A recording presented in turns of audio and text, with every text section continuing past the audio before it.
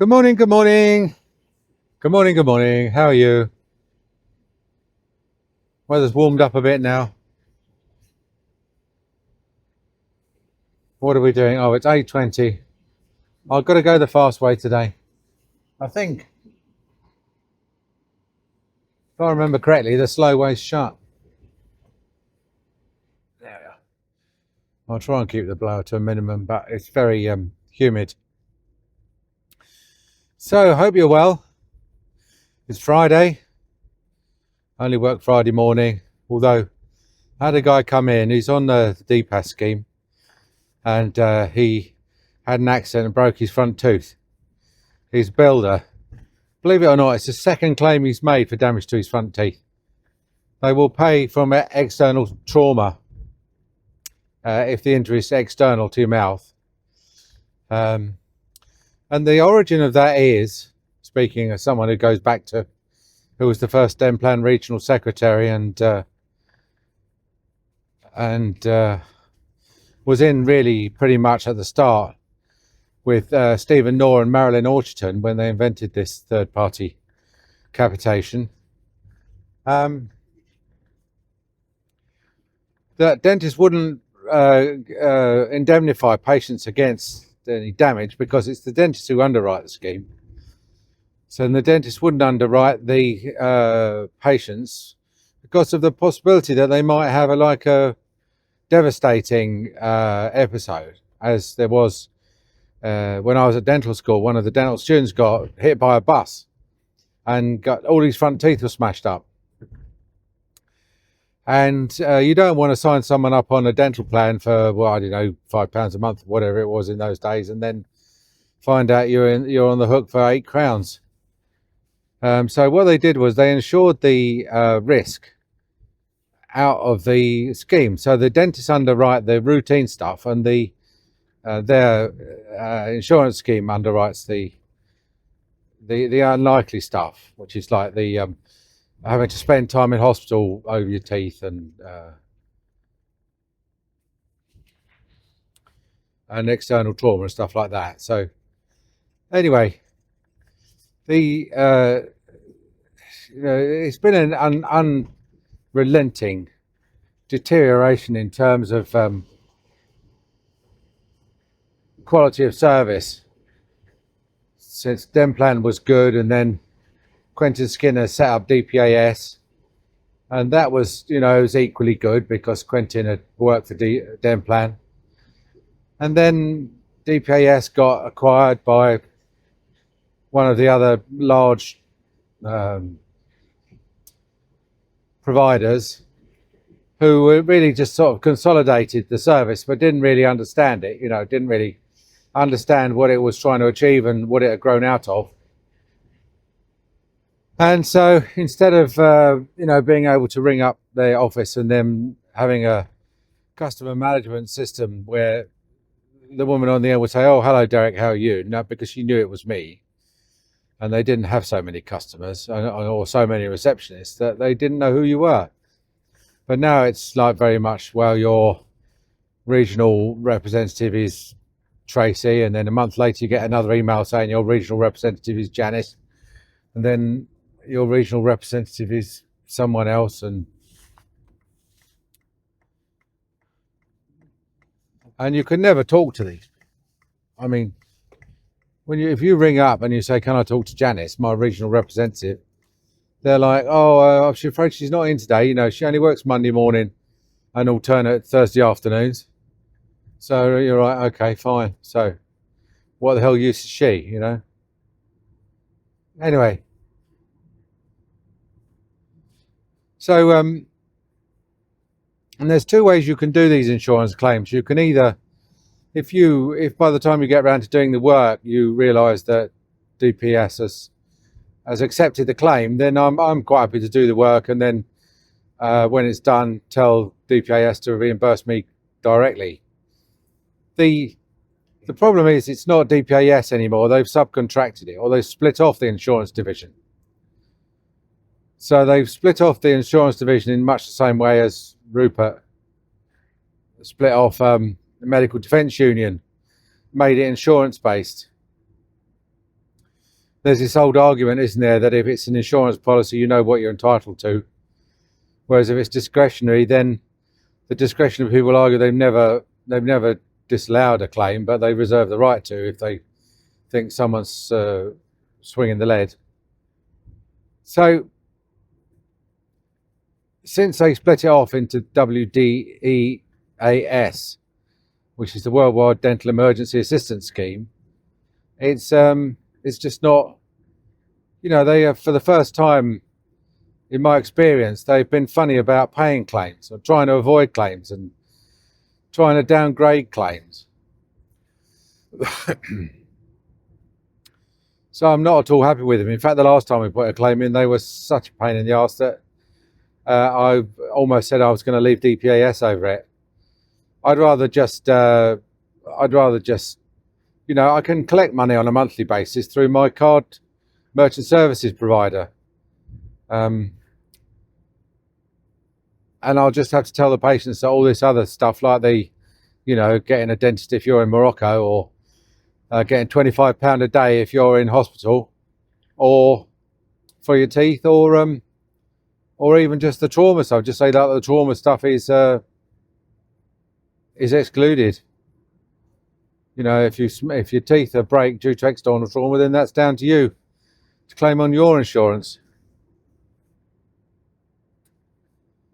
So anyway, but this bloke who's he's probably got more money than ability to fill in claim forms. As we rang WDEAS and says, has he put in a claim?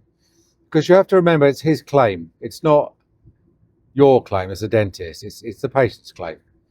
So while you can assist, and they do ask you to fill in what's being done and everything, it's not, and you have to sign it off. But ultimately, it's the patient's responsibility to claim the money back. And if the patient makes any false claims about the accident, how it occurred, or whatever, then that's between WDEAS and the patient. I don't really get involved in all that. I just write down what the patient tells me, and if they say he's hit in the face with a crowbar, I say, well, that's external trauma, and so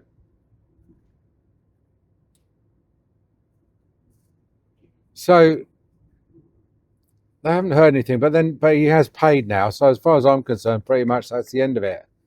I mean, obviously, I shall just carry on chasing him up to make sure that he's, I shall keep reminding him to put the claim in, because I think he's going to get a wholly or substantial amount of the money back, which he should do. I mean, that's what he's paying for. Anyway, that's just by the by, really.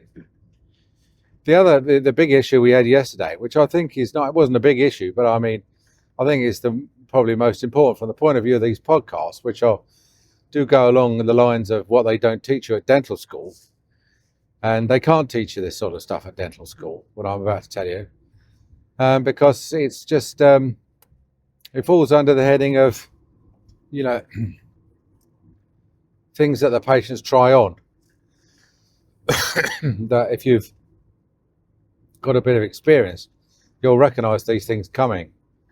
So I bought the practice, the Angry Practice, in 2015, and the guy who used to own it carried on working as an associate for me for a while, but it was not very satisfactory because he was having trousered all the money for a lot of the work. He then set about carrying it all out of my expense when I hadn't seen any of the fee.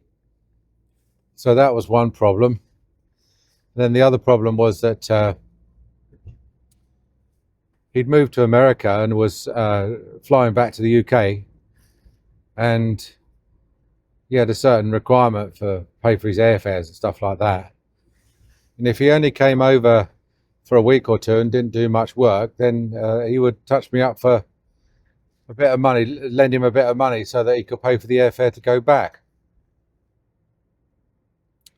Which I figured in, swings and roundabouts would work out, but in fact, in the end, when he left, he left owing money, which was doubly annoying because when a couple of his cases failed and he was up for the GDC, he told the GDC that he'd left a pot of money with me to fix his cases, anything that went wrong. And nothing could be further from the truth. Not only had he not left me anything, for that reason, because as far as I was concerned, he was around to fix whatever had gone wrong. But he actually owed me money. So, and he was like, he would be doing all-on-4 type ceramic arches, and they would break because he set them up and didn't pay any attention to lateral excursion or protrusive excursion and balanced occlusion. And so what had happened was, after about 6 months, one of the central incisors would lose an incisal angle, which is virtually unrepairable. Or it was at the time anyway, 10 years ago, with the materials that we had. So anyway, it all ended very badly. But the point is that he used to do a lot of implants. And his attitude to implants and my attitude to implants were polar opposites. I asked him to show me how to do implants, but he always had an excuse. He always it wasn't the right time, or he didn't have the right case or whatever, because basically he didn't want me doing implants, because even though he was leaving and retiring eventually and was going to leave me behind to look after all these patients, but didn't really want to train me up with how he was doing implants. So his attitude to doing implants was basically, if the patient wanted an implant and they had the money to have it done, then he would do it. Even though most of these patients had very poor oral hygiene, hence the loss of teeth and need for implants and loss of bone. And but that didn't really put him off. He was like, I suppose, most dentists of his generation, the of the world, who didn't do any perio, and really who got the profession into so much trouble because people were losing their teeth and complaining and saying, nobody ever told me I had gum disease. Now personally, I don't believe that. I think that people are told that they need to brush their teeth better, even if it's done in an ineffective way. In other words, it's not done with disclosing tablets and giving them brushes, which is the way we do it. It's just done by, oh no, you're not brushing, but you should. Are you brushing sideways? Oh well, you should brush up and down. Are you brushing up and down? Oh, in that case, you should be brushing sideways. Have you got an electric brush? Oh no, we'll buy an electric brush when you go downstairs. Get yourself a bamboo toothbrush. Get yourself some charcoal toothpaste. Not any of which makes the slightest bit of difference. So that's why we're all having to do this stupid CPITN thing, which is a screening thing designed for population screening, and it's not really designed to inform your periodontal treatment planning, which should be done on a much higher level, in terms of pocket charts and stuff like that. But it's really designed just so that if someone makes that complaint that they've lost all their teeth and nobody ever told them, the dentist can't say, well, I didn't know, because they've got a CPITN there. Or if they haven't got a CPITN, more likely the GDC would say, well, the patient's got a point here because you never even did a CPITN, let alone a series of CPITNs. So the CPITN is a sort of a CYA thing, and I'm sure a lot of them are done after the event. You just think, oh well, what was that? Was it a 000? Was it a 111? Or was it a 333? Not that I do that, of course. So anyway, back to my erstwhile associate, who from about 2015 to about 2018 was carrying on prescribing implants for people who really were incapable of looking after them, maintaining them. We had quite a good little scheme going where he would do an implant, and then if it failed after a year or two, they say, "Don't worry, I'll do you another one free of charge." And the patient, having paid £2.5 grand for this implant, then was quite chuffed to hear that they were going to get a second one free of charge. But it was easy enough to do. The implant itself cost about, I don't know, 150 quid. And let's face it, the hole was already there. So it was like a 10-minute job just to put another one in. And then what happened was they then didn't brush that one either. So the second one failed. And then they will be told that, obviously their mouth is not suitable for implants. That they're rejecting the titanium, or it's just they got super bad bacteria or something. And having lost 2 implants, one of them at their own expense and one of them at the dentist's expense, they really were inclined to agree with that. So a lot of implants got placed that failed fairly early on. Now, my attitude was exactly the opposite when I came in. I was like, someone would say to me, "I'd like an implant," and I'd say, "Right, well, as soon as you get your plaque under control, we'll talk." It wasn't that I didn't do any. By then, I'd been on a TRI implant course in Switzerland and had actually, was trained up. But you can imagine someone who's in their 60s or 70s who's never, ever, ever managed to demonstrate any plaque control, even though they've never really been shown what plaque was, don't really know what it was, wouldn't recognize it if they saw it, don't know when they're getting rid of it, and don't know when it's gone. So they're like, "Oh, well, I've asked you for an implant. I didn't ask you for like 6 toothbrushing lessons." So then my answer was like, if you can't look after your teeth, chances are you won't be able to look after an implant. So at the moment, you're not really suitable. You're not a suitable case for an implant. Now, those of you who are sort of a bit ahead of me will spot the obvious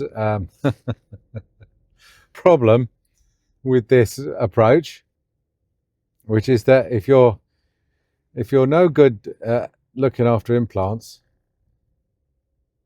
if you're no good at looking after your teeth, you need an implant, but you can't have one. And if you're good at looking after your teeth, you can have an implant, but you don't need one.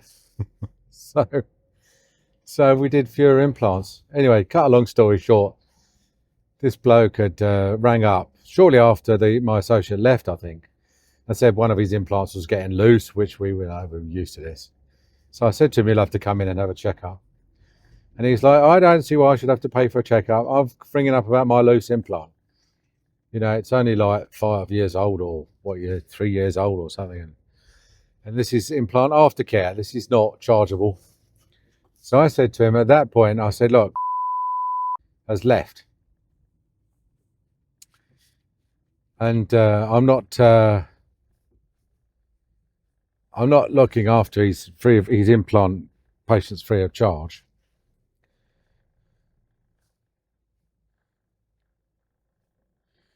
So at least I'm going to charge you for a checkup." And he's like, "Well, I'm not going to pay for a checkup." So I'm like, "Okay, fine. What you need to do is take this up with Colin."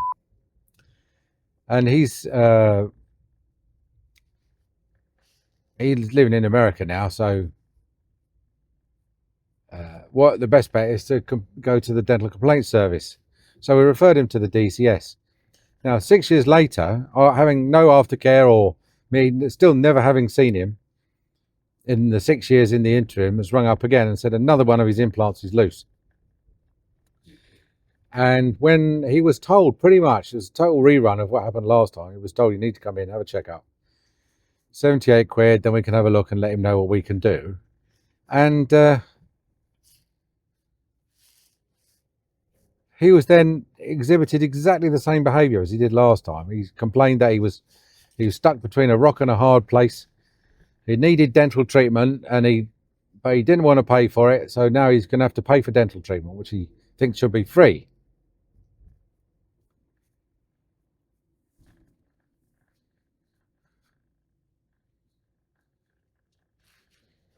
So he was made an appointment and he sent an invoice, which he paid.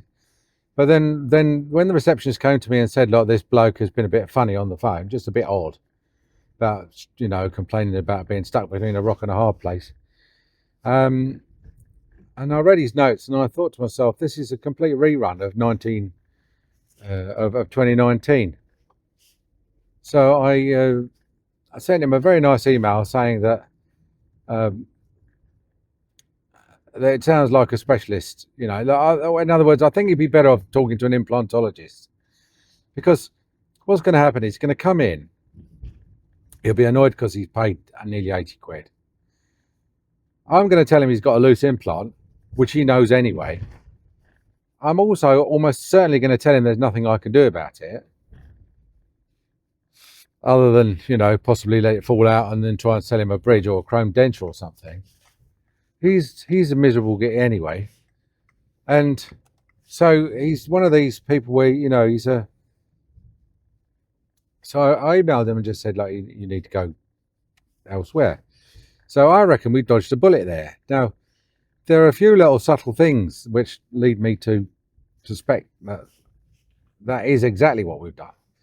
Because I sent in this email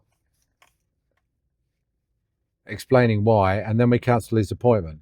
And so he got an email and a text saying, oh, we cancelled your appointment. And then he immediately rang up and said, why have you cancelled my appointment? Because he hadn't read the email at that point. So my receptionist said, Mr. Watson sent you a very nice email explaining it all. Which and so he's like, all right, then let me have a look. So he insisted on staying on the phone with the receptionist, with no regard at all to her time. Well, he downloaded and read and reread the email, and then eventually said, well, yeah, all right then, I suppose that'll have to do. So I think we're better off without him, which is a shame, because I've got an hour slot this morning which I could have filled up with him. But the problem is, you see, as a dentist, you're always thinking to yourself, well, I could do better than I've never seen him before. The bloke's going to love me. I'm going to charm his pants off. I'm going to come up with a solution for him that he's going to be so happy with, and it's going to be right business for us. Probably, big business, but a bridge or something, over £1,000 worth of work coming in. But and it's so difficult just to say, no, I'm sorry, I don't think we're the right dentist for you. But you just have to trust your gut. I think that we have completely eliminated any adverse risk from this patient. Like in 20 minutes, we've neutered the whole problem. Whereas I think if he was coming in today, then the best case scenario best case scenario is obviously we get on like a house on fire. But the worst case, or the most likely case scenario, is that he leaves grumpy with a quote for a load of money that he doesn't want to spend, and that we don't want to do, because he's just grumpy, and we don't need that. We don't need grumps. So if anything like that happens again, just don't be afraid. Just don't. I'm not saying we turn down a patient a day or a patient a week or anything. It's probably one patient every 3 months or something. So probably not even that. But when you get alarm bells like that, especially when he's been referred to the dental complaints service previously, I know you shouldn't be prejudiced against a patient for wanting to make a complaint. But if they, why? But on the other hand, who wants to take on a patient who's litigious? Especially when the scales are so tipped against dentists in terms of litigious patients. You don't, it's a mental health issue, in my opinion. I just don't need it. Anyway, I hope that's been of some use to you, and profit from my experience, because I have all these disasters so that you don't have to. All right, I'll talk to you later. Wages day today. Bad news. All right, bye.